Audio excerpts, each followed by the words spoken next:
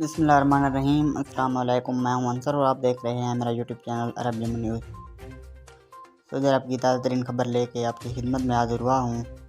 سعودی ادارہ امن ایما کا کہنا ہے کہ مملکت کے مختلف علاقوں سے گزشتہ دنوں 8 افراد کو مختلف الزامات کے تحت گرفتار کیا گیا، جن میں 6 سعودی اور 2 غیر ملکی شامل ہیں۔ عاجل نیوز نے ادارہ امن ایما کی جانب سے جاری ویڈیو بیان کے حوالے سے کہا ہے کہ نجران میں ہوائی فائرنگ کرنے والے سعودی نوجوان کو گرفتار کیا گیا، جبکہ 2 مقیم غیر ملکیوں کو، جن میں سے ایک ایتھوپین اور دوسرا بنگلہ دیشی باشندہ ہے، سرحدی قانون کی خلاف ورزی کر کے درا اندازی کرنے والوں کو نقل و حمل کی سہولت دینے کے الزام میں حراست میں لیا گیا۔ ملزمان 4 غیر قانونی طور پر مملکت میں داخل ہونے والوں کو نقل و حمل کی سہولت فراہم کرتے ہوئے انہیں سرحدی محافظوں کی نظروں چھپا کر ساحلی راستے سے مکہ مکرمہ لانے کے لیے کوشاں تھے۔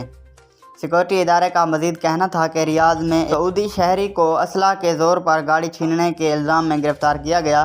ملزمان نے چھینی گئی گاڑی کی ٹکر سے 3 گھروں کے دروازے توڑے اور وہاں سے مزید 2 گاڑیاں چرائی تھیں۔ ریاض ریجن میں ہی ایک سعودی شہری کو حراست میں لیا دھوکہ بازی اور جال سازی کے ذریعے لوگوں کو لوٹنے میں ملوث تھا۔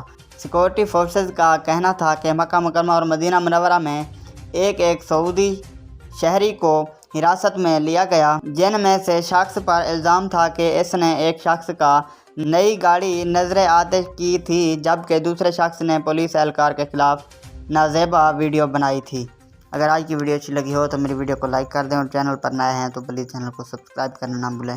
بہت شکریہ۔